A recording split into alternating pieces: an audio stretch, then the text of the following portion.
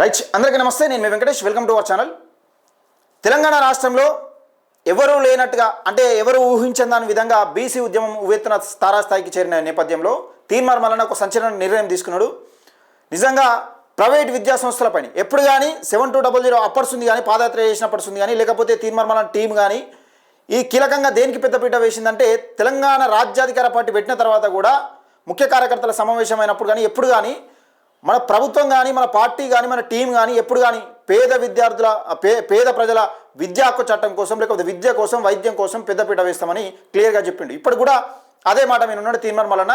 మరొక సంచలన నిర్ణయం తీసుకున్నాడు. అదేంటిదంటే ప్రైవేట్ స్కూళ్ళ దోపిడీ. ప్రైవేట్ స్కూల్లో అడ్డగోళ్ళ దోపిడీ చేస్తూ ఉన్నారు. ఫీజుల పేరిట అసలు ఒక దందా చేస్తూ ఉన్నారు. విద్యను వ్యాపారంగా చేసి అడ్డగోలుగా దోసుకుంటా ఉన్న నేపథ్యం చూస్తూ ఉన్నాం. అయితే ఈ విషయంలో కీలకంగా మనం కొన్ని విషయాలు మాట్లాడుకునే ప్రయత్నం చేద్దాం. ఈరోజు తీన్మార్ మల్లన్న అంటే జూన్ అంటున్నా ఏప్రిల్ 26 ఈ నెల 26 నాడు తీన్మార్ మల్లన్న ఒక మహాధరణ కార్యక్రమం చేపట్టింది ఇందిరా పార్క్ దగ్గర. దాన్ని పెద్ద ఎత్తున విజయవంతం చేసేందుకు ప్రజలందరూ తరలి రావాలి, అంటే ముఖ్యంగా పేద విద్యార్థుల తల్లిదండ్రులు ఎవరైతే ఉంటారో, విద్యార్థులు కానీ తల్లిదండ్రులు కానీ వీళ్ళు పెద్ద ఎత్తున తరలి రావాలని నిజంగా ప్రతి నియోజకవర్గం నుంచి ప్రజలే స్వచ్ఛందంగా నిజంగా మల్లన్న చేపట్టిన ఈ కార్యక్రమం అనేది నిజంగా 100% జెన్యూన్. ఇది 100% దీన్ని మద్దతు తెలుపుదాం. మన హక్కుల గురించి మాట్లాడదాం. ఈ ప్రభుత్వాన్ని గద్దె దించి మెడలు వంచి ఈ ప్రైవేట్ స్కూళ్ళ పైన ఒత్తిడి తీసుకురావాలి, ప్రైవేట్ స్కూళ్ళ ఫీజులు తగ్గించే ప్రయత్నం చేయాలని ప్రతి నియోజకవర్గం నుంచి ప్రజలే స్వచ్ఛందంగా మాట్లాడుతూ ఉన్న నేపథ్యం చూస్తున్నాను. సోషల్ మీడియాలో తెగ వైరల్ అవుతూ ఉన్నాయి. దానికి ఒకసారి సంబంధించి చూసుకునే ప్రయత్నం చేద్దాం.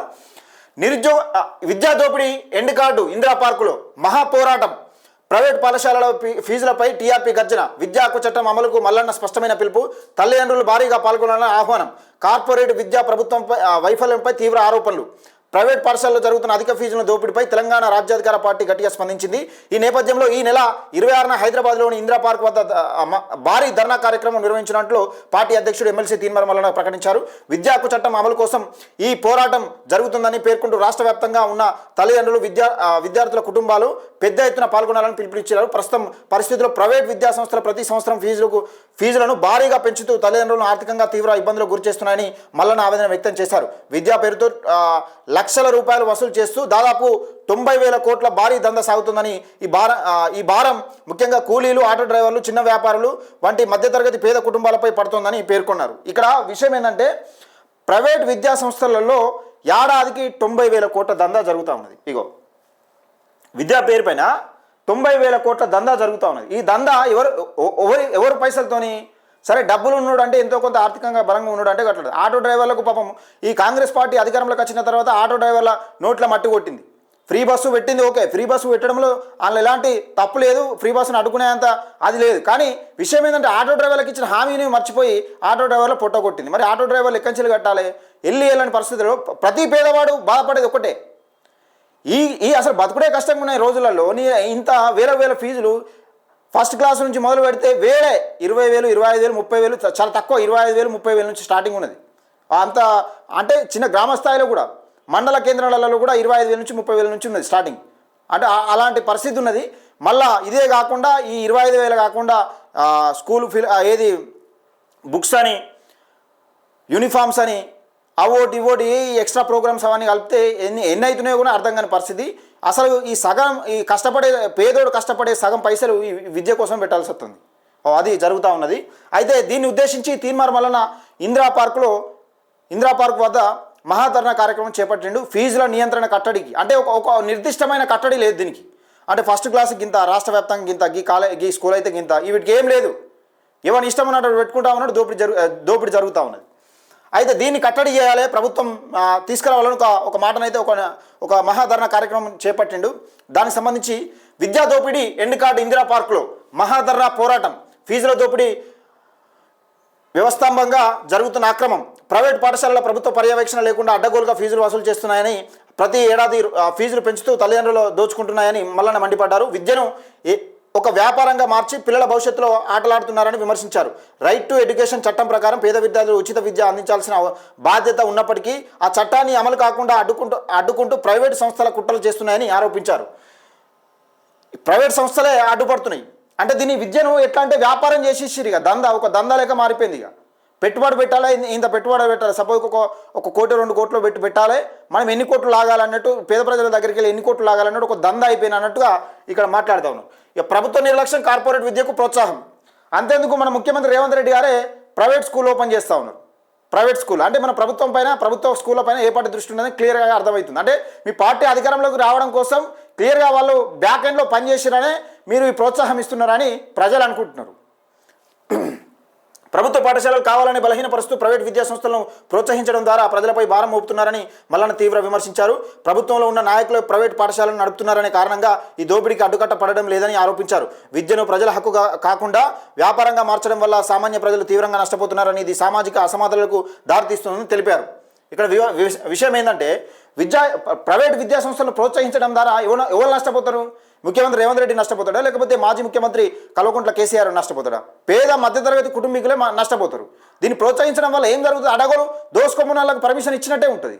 అందుకని దీనిపైన నియంత్రణ, అసలు ప్రభుత్వ స్కూళ్ళపైన దృష్టి పెట్టాలి. ప్రభుత్వ స్కూళ్ళు కానీ కాలేజీల పని వీటిపైన దృష్టి పెడితే పెద్ద ఎత్తున ఇంకా ఈ ప్రైవేట్ స్కూళ్ళకు భయం ముచ్చుకుంటుంది.